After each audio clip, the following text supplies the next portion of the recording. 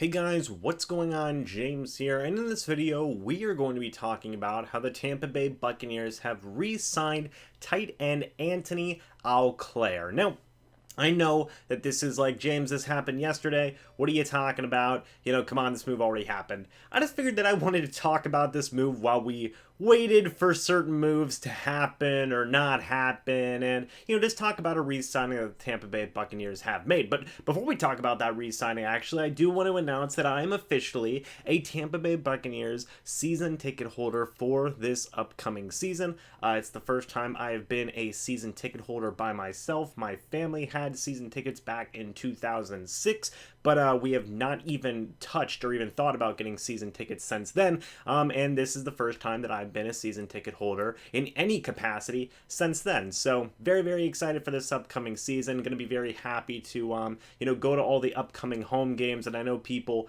will have questions about what's going to happen to the live stream reactions that I do from week to week here at the house.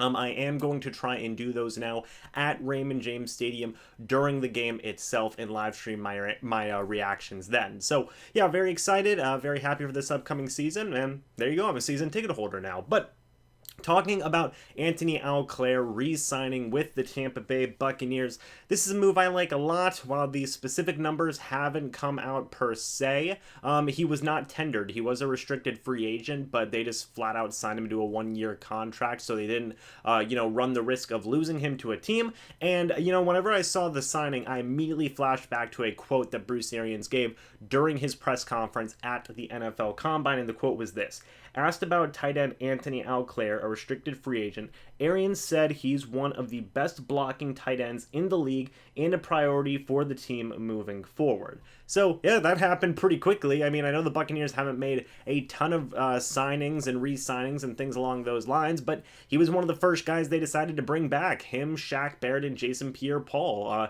So there you go. He was a high priority on Bruce Arians' list. And now, the first question I'm going to ask whenever I see this move is, what's going to happen to guys like O.J. Howard and Cameron Brate? Both those guys have had trade rumors swirling around them for months and months now, for basically a couple of years in the case of Cameron Brate. And now that you bring back Antony Auclair, a guy who Bruce Arians is calling one of the better blocking tight ends in the entire league, you got to consider that these guys could potentially get moved somewhere down the line. My money is still on Cameron Brate. I still think that that is pretty much going to happen, but we will just have to wait and see.